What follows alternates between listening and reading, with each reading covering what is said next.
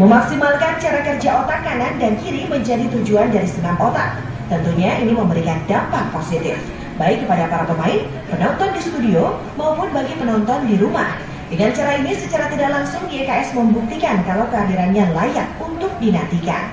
Di sini pula YKS mengambil peran penting dalam pendidikan anak-anak bangsa. Lantas, apakah goyang edukatif hanya bertujuan untuk memaksimalkan kerja otak kiri dan kanan? Pastinya tidak. Goyang edukatif juga memberikan pengaruh positif kepada hal lain. Jempol. Sudah jempol, kita putar begini. Selain sambungnya ke saraf otak, ini nyambungnya ke lambung.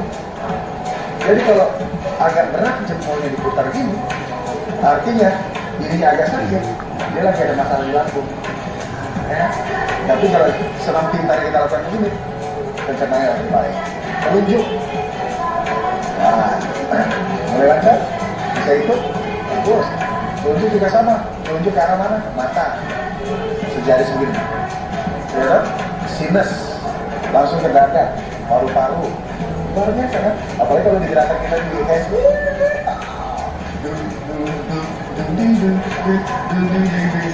jari tengah. Nah, jari tengah mengarah ke mana? Jari tengah dengan jari manis itu ngarahnya ke apa?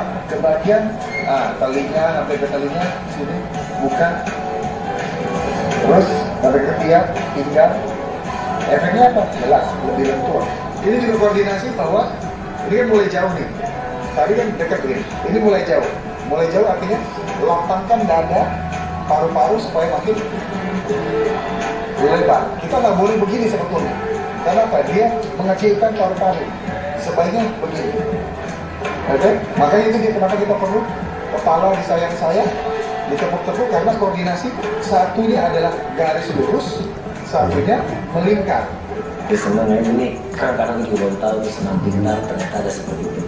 Itu bagus banget buat satu, mengurangi stres, terus buat menghindarkan dari stroke, terus buat memperkuat daya ingat gitu. Karena kan emang dari gerakan-gerakan kecil ternyata itu sulit gitu, senam pintar itu. Tapi kalau kita latih terus, manfaatnya bagus buat kesehatan. Kemunculan goyang edukatif di panggung spektakuler YKS sangat layak untuk diapresiasi. Tapi apakah masyarakat dapat menerima goyang edukatif? Itu tergantung selera. Yang pasti bahwa kehadiran goyang edukatif telah memberikan warna tersendiri dan semakin menyemarakan acara YKS. Lantas hanya itukah yang terlihat dari keberadaan goyang edukatif? Pastinya tidak. Sebab goyang yang mengutamakan kerja otak ini dapat digunakan untuk peningkatan sumber daya manusia Indonesia. Dengan ini akan terjadi peningkatan taraf hidup manusia Indonesia.